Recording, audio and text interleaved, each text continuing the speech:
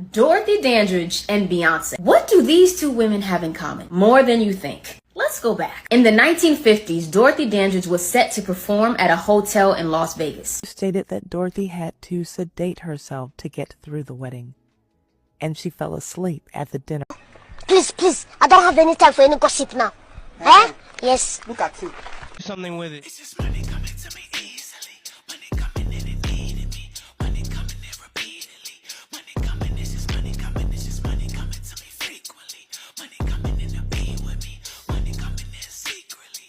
Money coming, it's just money coming. It's just money coming to me always. Money coming in all day. Money coming in all paid. Money coming, it's just money coming. It's just money coming to me frequently. Money coming in to be with me. Money coming in secretly. Money coming, this is money coming. It's just money coming to me easily. Money coming in and needing me. Money coming in repeatedly.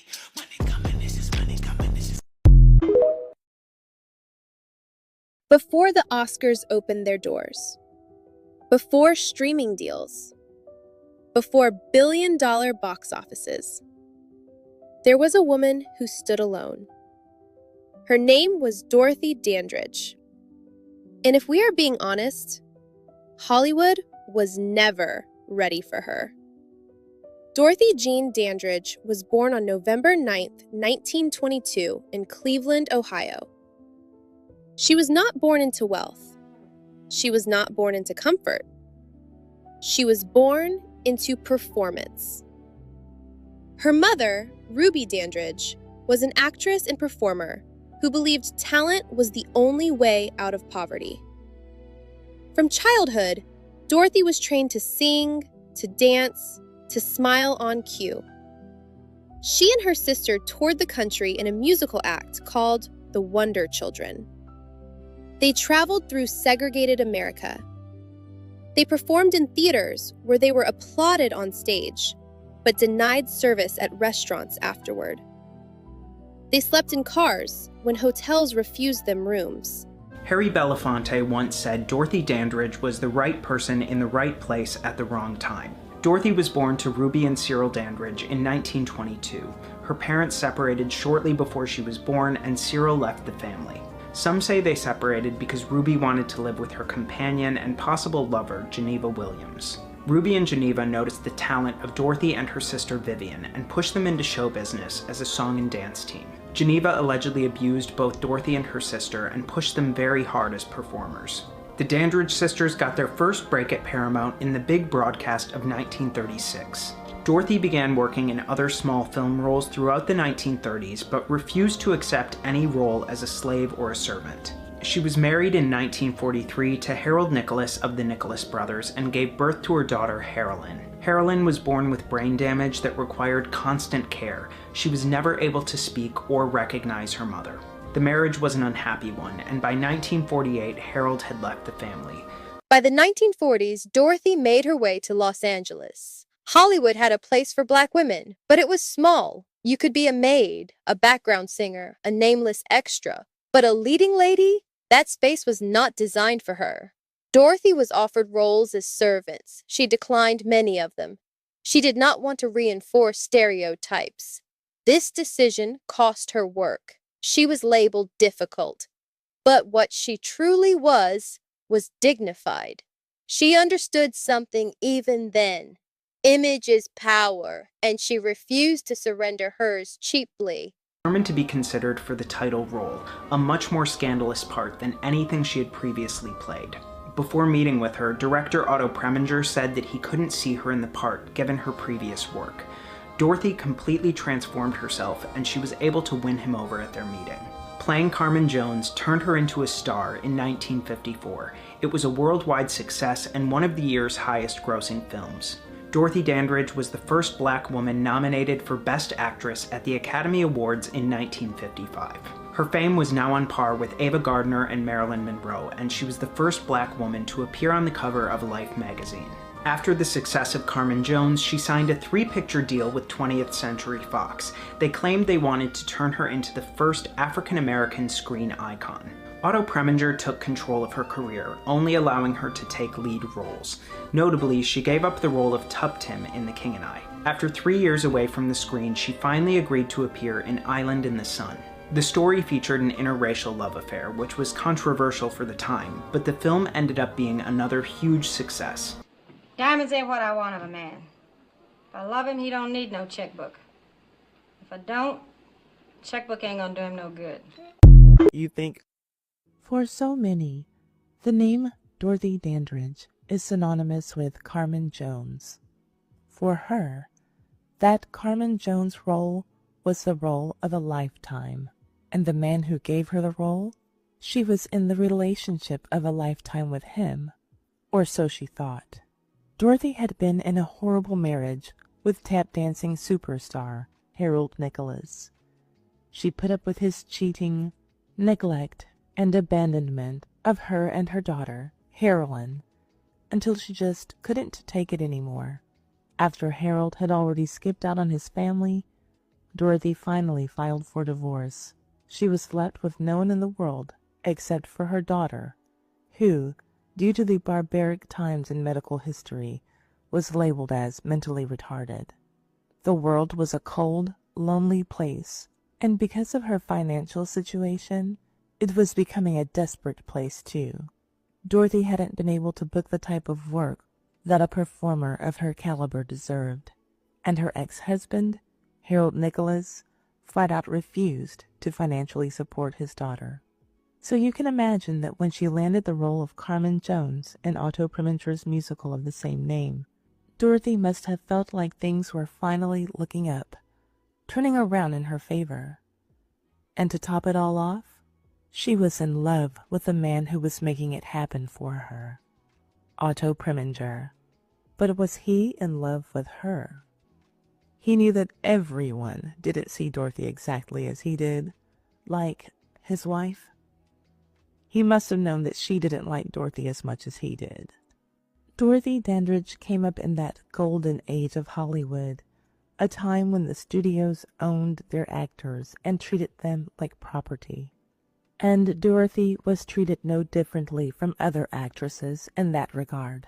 So, when Dorothy Dandridge and Otto Preminger were expecting a child from their affair, her studio put the kibosh on the child itself and forced Dorothy to have an abortion. Dorothy finally realized that she was never going to be able to climb up the ladder and make the move from mistress to wife. She wanted more than Otto was in a position to give her, so she moved on. Enter the rebound guy who she married, Jack Dennison, to Jet magazine. He said he had been the vice president of the Riviera when Dorothy came to work there, and we know that the highest position he ever held was maitre d'. He also claimed that he bought his nightclub so that he could provide Dorothy with financial security. The truth was that Dorothy sank a lot of her money into his club, 6 figures, which was a lot in the 1950s. He also said that he would want her to quit her career if they got married, because his value to her as a husband would outweigh her compensation from show business. Now, I can't say that his wanting her to quit work was a lie, but I can say that that's not at all how their relationship worked out. Now, let's back things up a bit and talk about their wedding day. They were married in the ancient Greek rite ceremony at Los Angeles Sophia Orthodox Cathedral, and 200 people attended. Among those guests was Nat King Cole, who brought his wife as his +1. He was the only major celebrity in attendance. Outside of Nat King Cole's presence, everything about this wedding was plain and ordinary. After the wedding, there was no limousine waiting to whisk the couple away down the road of eternal wedded bliss. No, Jack drove them to their reception that wasn't a reception at all. There was no party for their guests, just a dinner for 2 at a restaurant on their way to the airport. But at least they got to have champagne. Not so fun fact about the wedding. Dorothy was attended by her good friend, Jerry Branton, who stated that Dorothy had to sedate herself to get through the wedding, and she fell asleep at the dinner afterwards. In actuality, The honeymoon was more of a working vacation for Dorothy Dandridge. The destination was New York City. After their arrival, Dorothy would have to get herself ready for the movie premiere of Porgy and Bess, a film that was directed by the man whose child she had to abort before she started seeing the man who was now her husband. She kept very quiet about it. She didn't talk to the press about Jack Dennison, but as soon as he got the green light to speak on it, he did. In this February 1959 article of Jet magazine, she said, quote, "You know, you just can't talk about love like this. I don't want to talk about it because marriage is the logical conclusion of love, and I haven't made up my mind about marriage yet." End quote. By contrast, this is what Jack told Jet magazine. Quote, "I knew she was the greatest actress and the most beautiful woman in the world when I saw her in Carmen Jones in 1954. Then, in November of that year, she came to the Riviera in Las Vegas, where I was vice president. I was completely smitten when I saw her nightclub act and fell in love with her instantaneously the first time I talked to her. But it took me 6 months to convince her that I loved her and wasn't just another stage door Johnny. I knew this was the woman I wanted to marry. I was married once when I was 21, but there was no understanding. Maybe because the girl wasn't Dorothy. I don't think of Dorothy as a Negro, but as a woman I love very much. I only hope if she marries me, her race will accept me. Not that I believe it would make any difference to Dorothy. One of the reasons I bought this club was so that if she ever said yes, we would not have to worry for our security or what other people thought about us. You see, I am a man, and I would definitely want her to quit her career if we married. I believe that the value she would receive in having a husband and devoted lover would more than compensate for what she would lose by giving up show business." End quote. Let's unpack the lies to Jet magazine. He said he had been the vice president of the Riviera when Dorothy came to work there, and we know that the highest position he ever held was maitre d'. He also claimed that he bought his nightclub so that he could provide Dorothy with financial security. The truth was that Dorothy sank a lot of her money into his club, 6 figures, which was a lot in the 1950s. He also said that he would want her to quit her career if they got married, because his value to her as a husband would outweigh her compensation from show business. Now, I can't say that his wanting her to quit work was a lie, but I can say that that's not at all how their relationship worked out. Now, let's back things up a bit and talk about their wedding day. They were married in the ancient Greek rite ceremony at Los Angeles Sophia Orthodox Cathedral, and 200 people attended. Among those guests was Nat King Cole, who brought his wife as his +1. He was the only major celebrity in attendance. Outside of Nat King Cole's presence, everything about this wedding was plain and ordinary. After the wedding, there was no limousine waiting to whisk the couple away down the road of eternal wedded bliss. No, Jack drove them to their reception that wasn't a reception at all. There was no party for their guests, just a dinner for 2 at a restaurant on their way to the airport. But at least they got to have champagne. Not so fun fact about the wedding. Dorothy was attended by her good friend, Jerry Branton, who stated that Dorothy had to sedate herself to get through the wedding, and she fell asleep at the dinner afterwards. In actuality, the honeymoon was more of a working vacation for Dorothy Dandridge. The destination was New York City. After their arrival, Dorothy would have to get herself ready for the movie premiere of Porgy and Bess, a film that was directed by the man whose child she had to abort before she started seeing the man who was now her husband. Jack used their honeymoon as the perfect opportunity to tell Dorothy that he was, in fact, broke, and Despite all of the money she had just invested into his new restaurant, he would go under if she didn't give him more money, and that he needed her to start performing at his restaurant as soon as possible. She started singing at his dinner club, and unfortunately for Dorothy, her name wasn't a draw. That move ended up hurting her ego, her pocketbook, and her reputation in the entertainment industry. Jack's restaurant ended up going under less than a year after they got married. He had to sell the restaurant that bore his name, which I'm sure came as a surprise to nobody. When he talked to Jet about having to sell his restaurant, this clown said that his next move was going to be selling ballpoint pens that light up when used. Around this time, Dorothy's dependence on pills and alcohol increased. On top of being a liar and broke, this loser had the nerve to be abusive to Dorothy, verbally and physically, according to her petition for divorce, which she finally filed in 1962, because being with Jack got her deeper into debt as each month went by. It was great that she filed for divorce, but by the time that she did, the irreparable damage had already been done to her finances. Jack's out-of-control spending and bad investments started a snowball from which Dorothy would never be able to recover. By the early 1960s, her career had slowed significantly. Hollywood had shifted its focus. Younger faces were emerging. Studios were not investing in her the way they once had. She was still talented.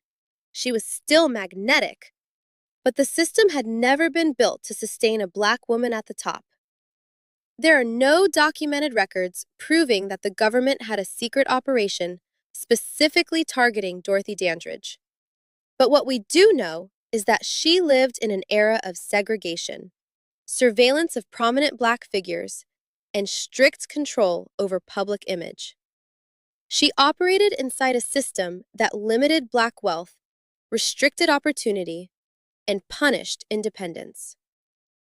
Sometimes oppression does not require a secret meeting in a dark room. Sometimes it operates openly, through policies and industry practices that were designed long before you arrived. In 1965, at just 42 years old, Dorothy Dandridge was found dead in her apartment. The official ruling was an accidental overdose of antidepressants. There have been debates over whether it was accidental or intentional. There has never been confirmed evidence of foul play. What is confirmed is that she was isolated, financially strained, and emotionally exhausted. She was a pioneer without a blueprint, a star without institutional support, a first without protection. It's going to make you cry. So let me get back on to her no good mama. And yeah, I said it. How her mother betrayed them again. So I went and dipped a little bit deeper and tried to find out what happened with the father. I tried to find out why he abandoned them. And you know what I found? He didn't abandon them. She left. She abandoned him. She abandoned him to be with her lesbian lover, and no disrespect to anybody. She kept telling the daughters lie after lie, saying, after they asked, why doesn't daddy want us? She kept saying, he don't want you. He's partial to his mother and would rather be with his mother. Now, Mr. Cyril was a preacher, an introvert, and somebody that was very quiet and soft-spoken. So it was easier for her to take over him. This man searched high and low for his little girls. He died searching for his daughters that she kept away from him. Had he been in her life, he would have taught her what to look out for. She'd been in 11 documented failed relationships because she didn't have her father figure, her dad, in her life. You caused that, Miss Ruby Dandridge. You were the reason for that one. She would have been able to look out for the likes of people like Otto Preminger, who used her for sex to get what he wanted. And when she started to get pregnant from him, oh, we can't do that, you're black. But he goes off and let the other woman get pregnant. He told her if she would have got pregnant from him, or if she did get pregnant from him, she would have to lose it. But there's another woman out here pregnant from you, and you're married, bruh. But soon as she started dating other people, and she met you on the set of the Porgy and Bess movie with Sidney Poitier, you gets mad and start calling her all type of N-words and calling her all kind of stupid B's. There was no answer to this beauty. Not a woman alive was beautiful, more beautiful than this woman, but she had demons. Just one of the reasons is because she did not have a father figure, and y'all took that away from her. When I say y'all, I mean her parent, her mom.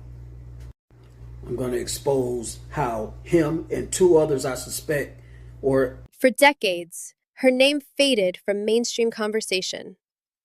Until 1999, when Halle Berry portrayed her in Introducing Dorothy Dandridge. That film reintroduced her to a new generation. 3 years later, Halle Berry became the first Black woman to win the Academy Award for Best Actress. Nearly 50 years after Dorothy's nomination, Dorothy Dandridge and Beyonce. What do these two women have in common? More than you think. Let's go back. In the 1950s, Dorothy Dandridge was set to perform at a hotel in Las Vegas. She was allowed to sing for the white guests, but she was not allowed to get in the pool because she was black. So in an act of defiance, she went and dipped her foot in it. 1 foot. In response, the hotel drained the entire pool, all because one black woman touched the water. Fast forward. In 2024, Beyonce released the country album Cowboy Carter. Following year, she made history as the first black artist to win Best Country Album at the Grammys. Months after that, the award was removed entirely. It is now split into 2 different categories, all because one black woman came into the space. Does this sound familiar to you? 2 black women, 70 years apart, and yet the message is still the same. You can perform for us, but you don't belong with us. When black women step into spaces traditionally held by white people, the response isn't celebration. It's containment, or worse, erasure. Dorothy dipped her foot in the water and the pool was drained. Beyonce dipped her foot in country music and the award disappears. No matter how beautiful or talented you are, they will always try to limit your success and your access. As many of us know, racism is not going anywhere. It's just thinking of more polished, discreet ways to reinvent itself. that gap tells its own story. And even today, in 2026, conversations about pay disparity and industry treatment continue. Actresses like Taraji P. Henson have publicly spoken about being underpaid despite award nominations and decades of work. Viola Davis has spoken about the scarcity of complex leading roles for Black women. Monique has discussed industry retaliation after advocating for herself. Gabrielle Union has addressed workplace discrimination and inequity. The decades change, the language evolves, but the struggle for fair compensation and respect remains a conversation. Did you know that Dorothy Dandridge had a daughter? This is the tragic story of Harold Suzanne Nicholas. While working at the Cotton Club, Dorothy met Harold Nicholas, a dancer and entertainer. They married in 1942, but they had a very unhappy marriage, which deteriorated because of Harold's womanizing. On September 2nd, 1943, Dorothy Dandridge gave birth to her only daughter, Harold Suzanne Nicholas. While Dorothy was in labor, Nicholas left her stranded at her sister-in-law's home without the car, and he went to play golf. At first, Dorothy refused to go to the hospital without him, him, but she eventually agreed. Carolyn's delayed birth required the use of forceps, which may have been the cause of her lifelong brain damage that left her in constant care. Dorothy blamed herself for her daughter's condition, and Carolyn was unable to speak and never recognized Dorothy as her own mother. She doesn't even know that I'm her mother, Dorothy said. She only knows that she likes me and I like her, and she feels warmth, and that I'm a nice person. Dorothy didn't publicly speak about her daughter's condition until an interview in 1963. She said, "My daughter had a brain injury at birth. I could sense that something was wrong when she was about 2 years old. It's believed that Carolyn died in 2003 from brain damage known as cerebral anoxia. However, other reports suggest that she's still alive and is at an institution." Dottie never got over the overwhelming guilt she felt because she thought she was responsible for her child's condition, Dorothy's sister-in-law said. She lived with that thought every day of her life. You could never convince her she wasn't at fault.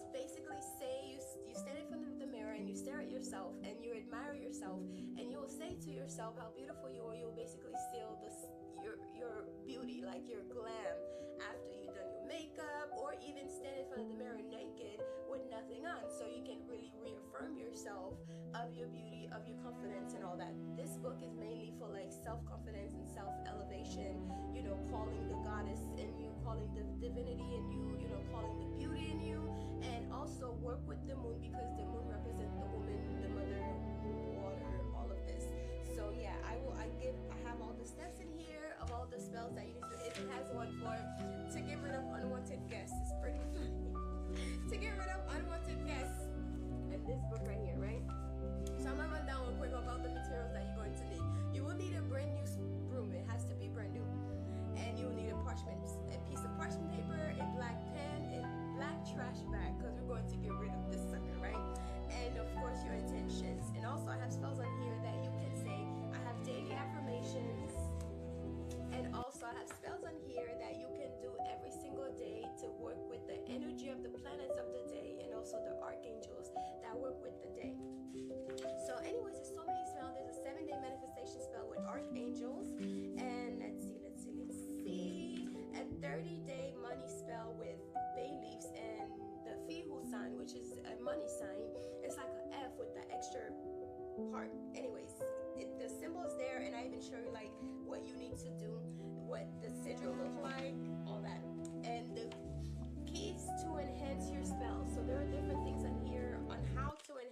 film, and basically